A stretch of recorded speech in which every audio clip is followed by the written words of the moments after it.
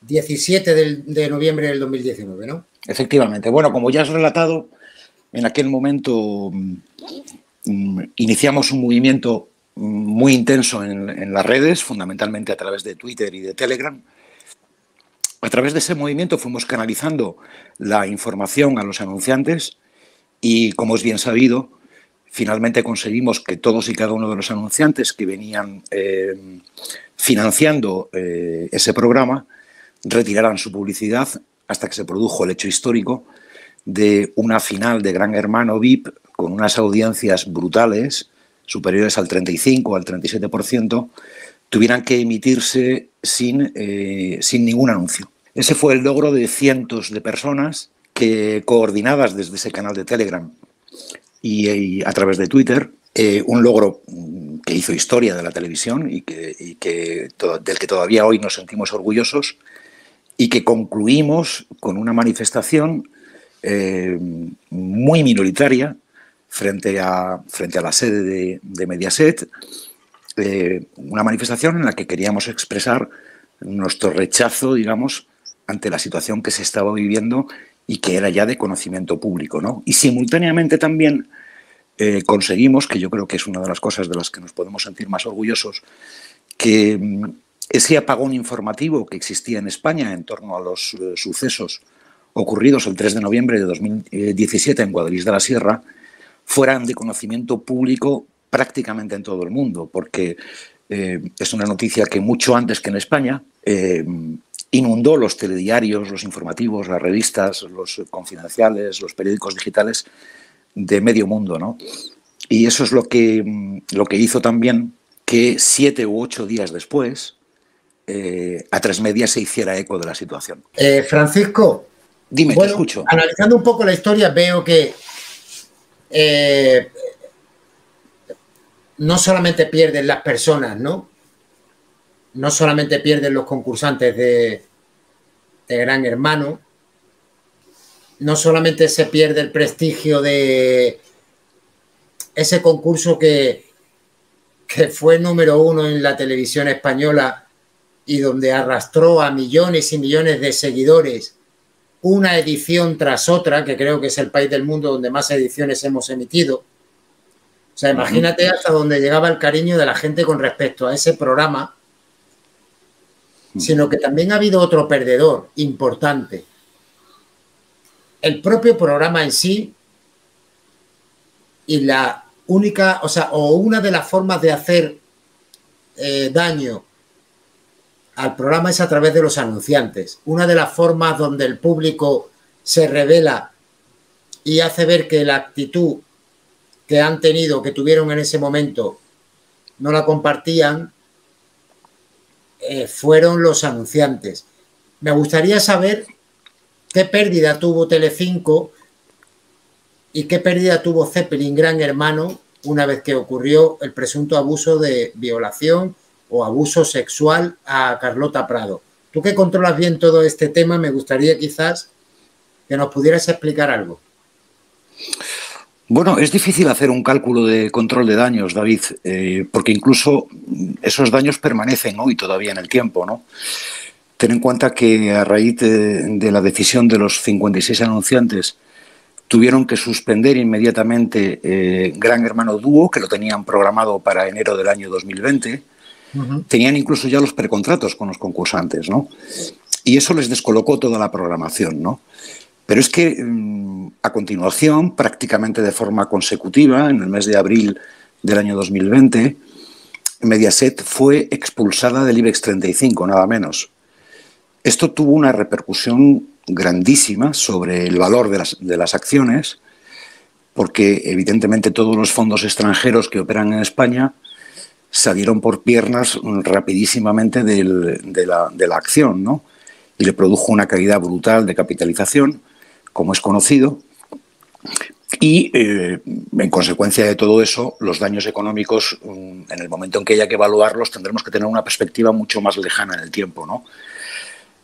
Bueno, las últimas 4 galas del programa en 2019 del Gran Hermano VIP tuvieron una presencia de anunciantes muy reducida, y la última gala en concreto, que es la gala de la final, directamente no hubo ningún anunciante, ¿no?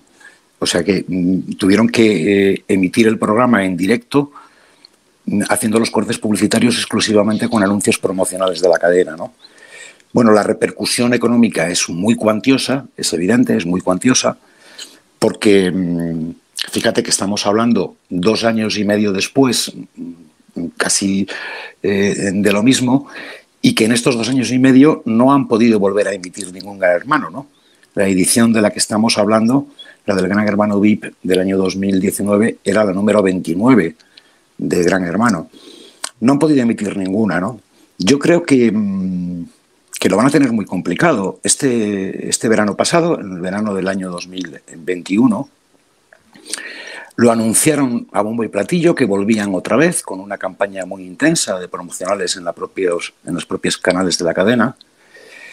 Y de forma discreta yo en ese momento me comuniqué con aquellos anunciantes que en su día habían expresado su deseo de no continuar financiando ese programa.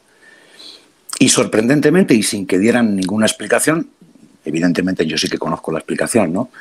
Pero sorprendentemente, a los 20-25 días del inicio de esa campaña y de la rueda de prensa en la que anunciaron para septiembre del 2021 la vuelta del Gran Hermano VIP, sorprendentemente tuvieron que cambiar de planes, ¿no? O sea, fíjate hasta qué punto la repercusión de ese movimiento ciudadano que iniciamos en el año 2019, la repercusión todavía la estamos viviendo hoy, ¿no? Deprisa y corriendo, en el mes de agosto tuvieron que comprar los derechos de la Casa de los Secretos y muchísimos de esos anunciantes de las firmas más importantes del país es evidente que no están acompañando la financiación de ese programa, ¿no?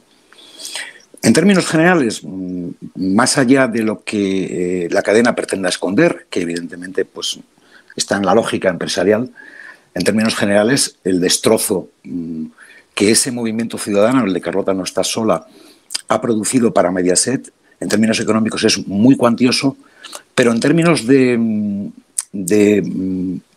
lo que es básicamente la imagen de una empresa, no solo en el sector, sino la imagen ante los ciudadanos, ha tenido una repercusión muy grande, ¿no?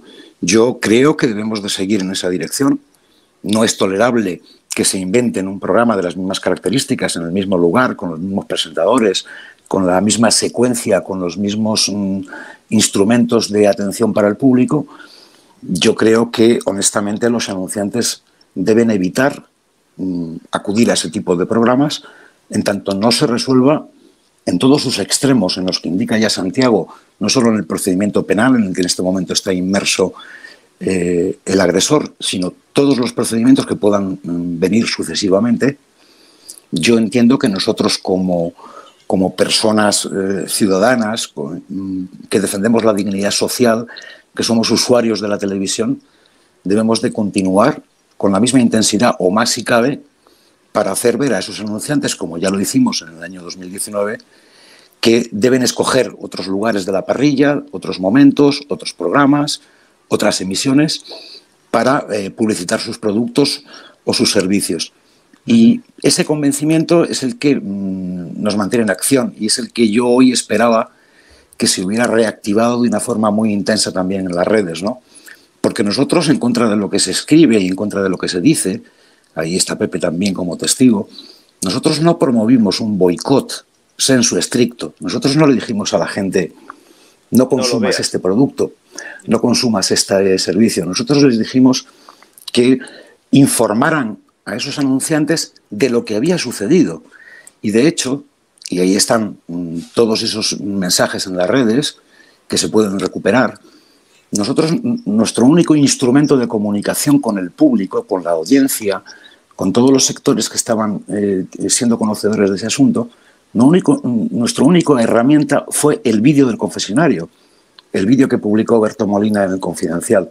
Esa era nuestra única herramienta, que la gente juzgara si esa situación, más la que con posterioridad fuimos conociendo, permitía a esa cadena seguir emitiendo ese programa en tanto no se sustanciaran las responsabilidades civiles y penales.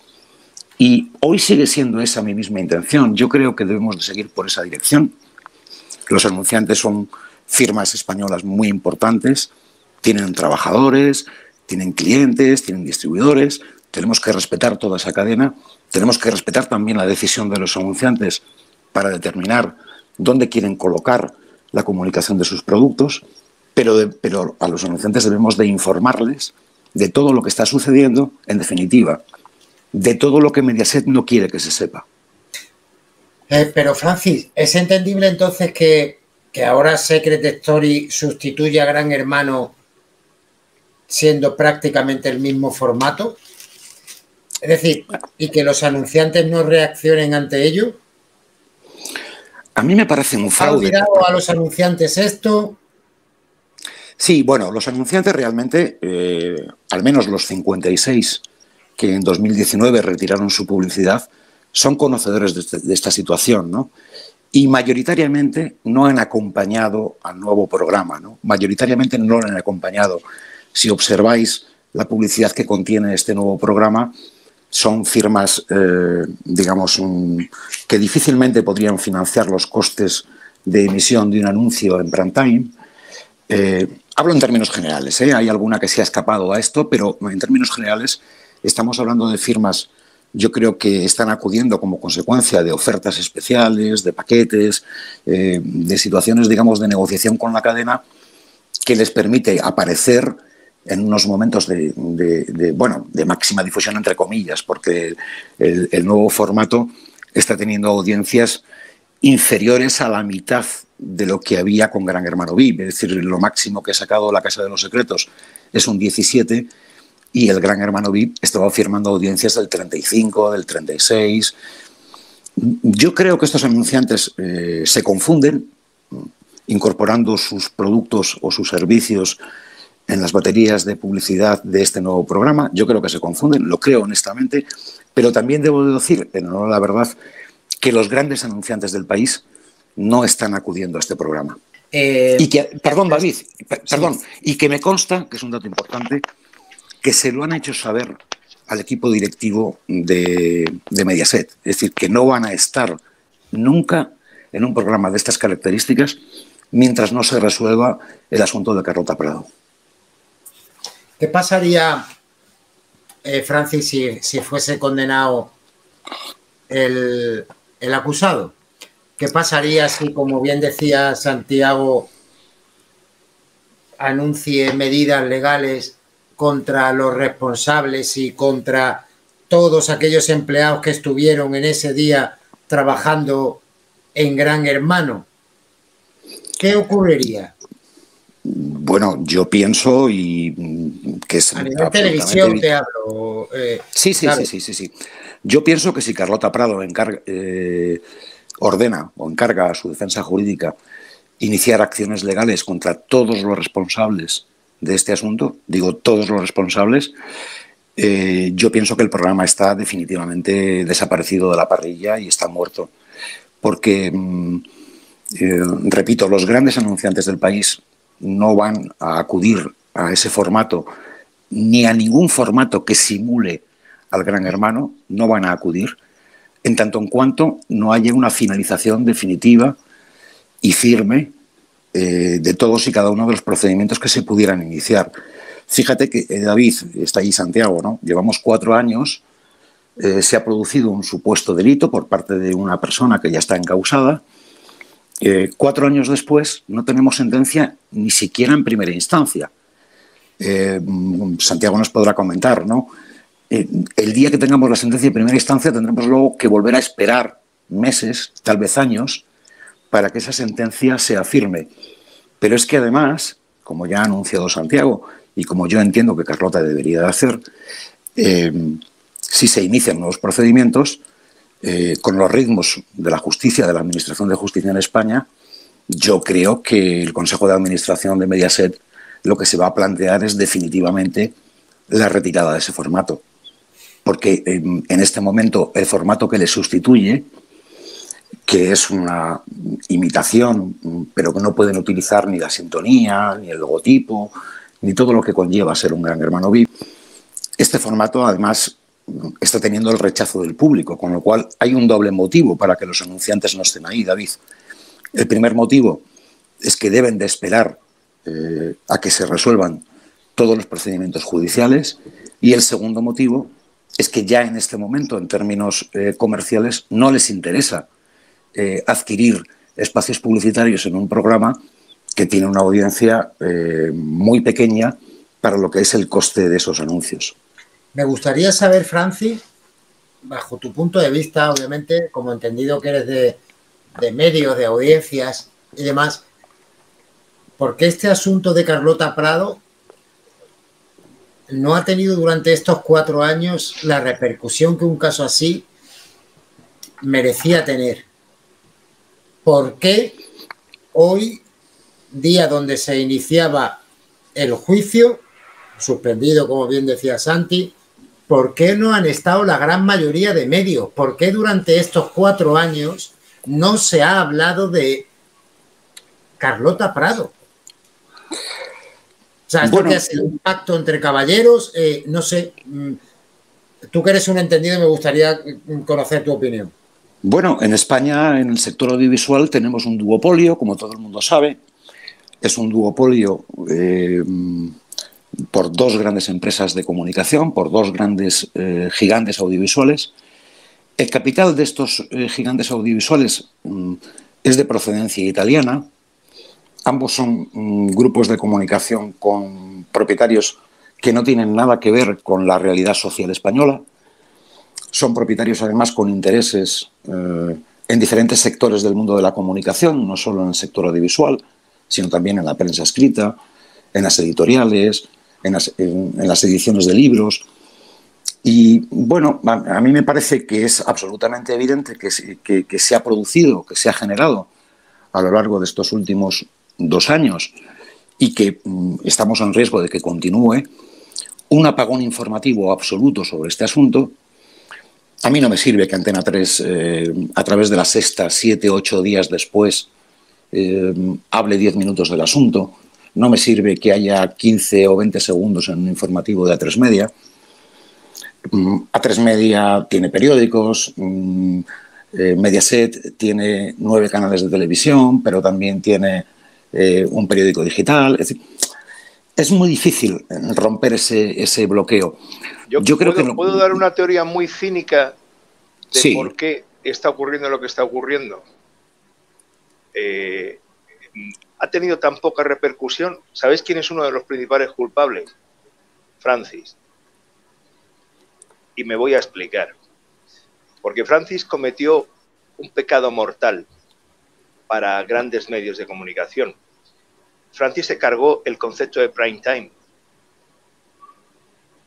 Prime time iba aparejado a publicidad. Prime time iba aparejado a dinero que costaba anunciarse en ese momento.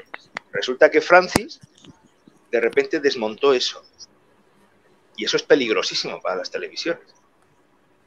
De hecho, es una condena de muerte. Porque, claro, hablamos de un programa que era líder de audiencia como en cotas de los primeros grandes hermanos, con un 30 y con un 32.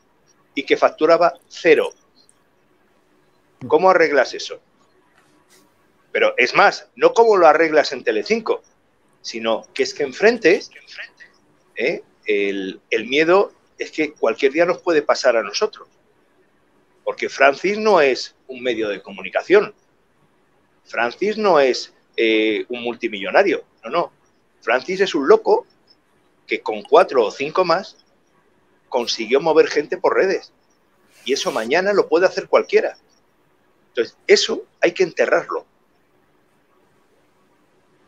Porque es una condena de muerte, absolutamente. O sea, que en el fondo se da esa ironía. Es decir, yo creo que una parte importante del encubrimiento de los medios de comunicación fue culpa nuestra.